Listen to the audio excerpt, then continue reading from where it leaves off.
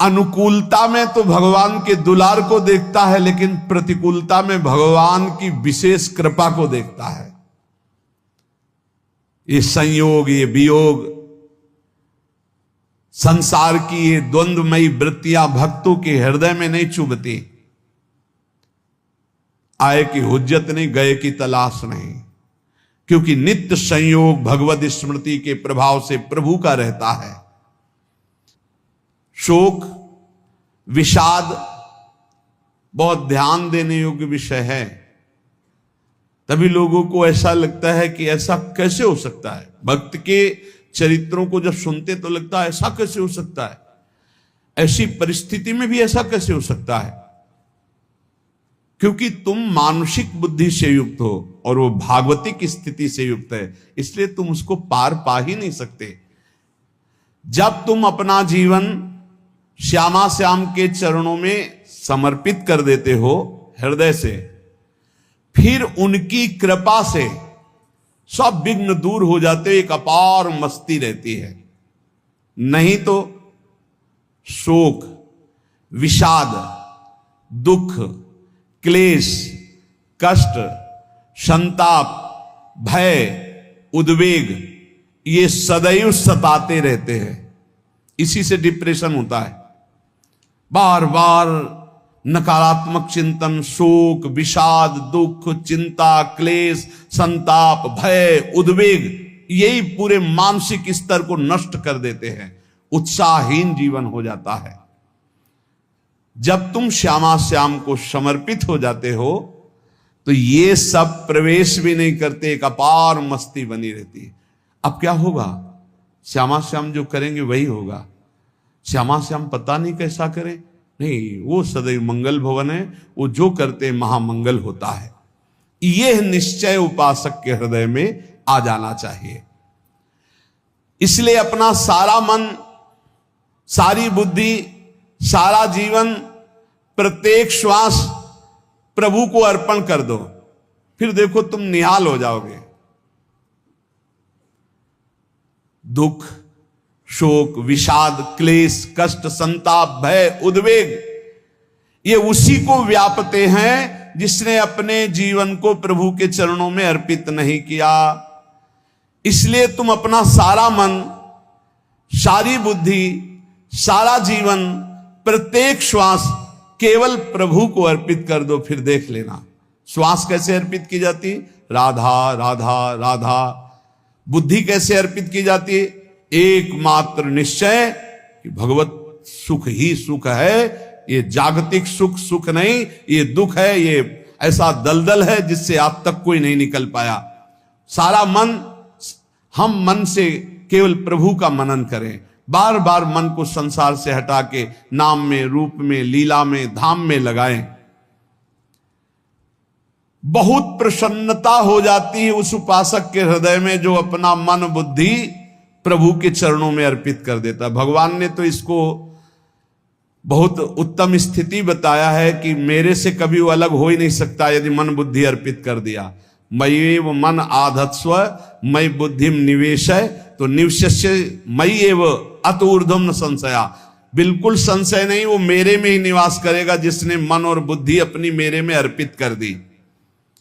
बहुत प्रसन्नता रहेगी उस उपासक के जीवन में जो अपने आप को मन बुद्धि सहित प्रभु के चरणों में समर्पित कर दिया है। भगवान का आश्रय लेने वाले की पहचान है हर परिस्थिति में प्रसन्न रहना। देखो आप भगवद आश्रित हो कि नहीं, देखो अनुकूल परिस्थिति में तो सब प्रसन्न रहना, लेकिन प्रतिकूल परिस्थिति में प्रसन्न रहना ये भगवान के भक्तों का लक्षण है। हर परिस्थिति में प्रसन्न रहना ये भगवान के भक्तों का लक्षण है। आनंदगन भगवान का आश्रय मिलते ही आनंद छा जाता है हृदय में। उनके पास आनंद का अभाव होता ही नहीं है। जैसे सूर्य का प्रकाश उदय होते ही सूर्य का प्रकाश संपूर्ण अंधकार को नष्ट कर देता है, ऐसे ही भगवान का संपूर्ण आश्रय लेते ही सब दुख चिंता शोक नष्ट हो जाते, आनंद ही आनंद। तुम भगवान के मंगलमय रूप को नहीं जानते हो, पर उनके मंगलमय भाव को, विधान को मानना शुरू कर दो। जो भी होता है मंगलमय होता है। हमने जीवन में देखा है,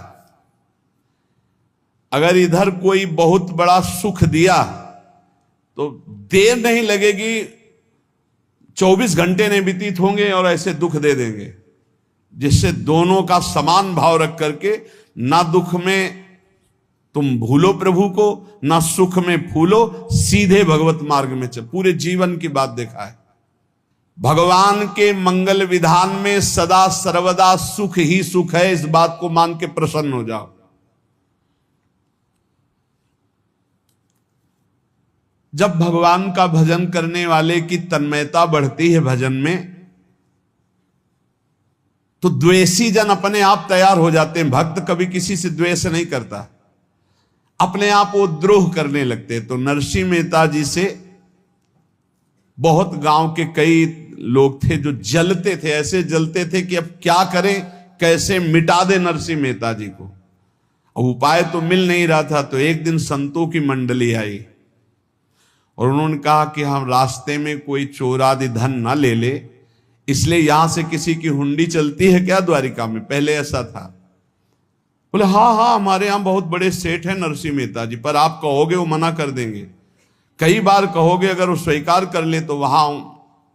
और उनका लक्ष्य था कि नरसिंह मेहता जी के तो खाने की भी सुविधा नहीं थी, हुंडी कहां की बात है।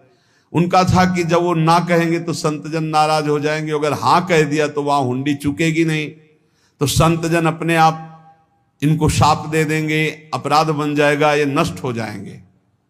संतों को भेजा, नरसिंह मेहता जी ने सबकी दंडवत की, चरण पखाड़े। तो उनका ये इतना रुपया है, द्वारिका में साधु सेवा हम करेंगे, वहां तुम्हारी हुंडी चलती है, तो आप अरे उनका आप कहाँ भूल रहे हो, यहाँ खाने की भी व्यवस्था।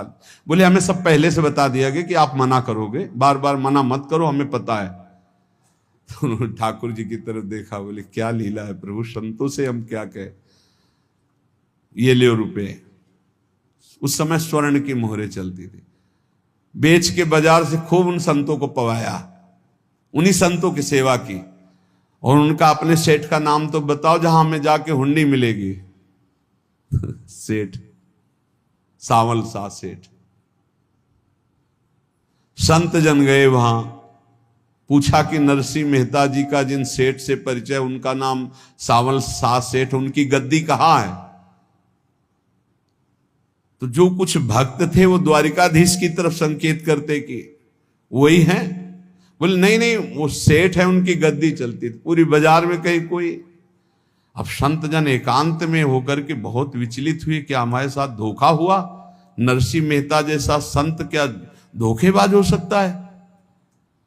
देखो संशय तो बहुत विचित्र होता है, बड़े बड़ों को संशय हो जाता है। जब भगवती सती जी को संशय हो गया, राम जी को हे खग हे मृग हे मधुकर श्रेणी ऐसा पूछते हुए कि सच्चिदानंद कैसे हो सकते, तो किसी को हो सकता है, क्योंकि वो बुद्धि की अधिष्ठात्री देवी है।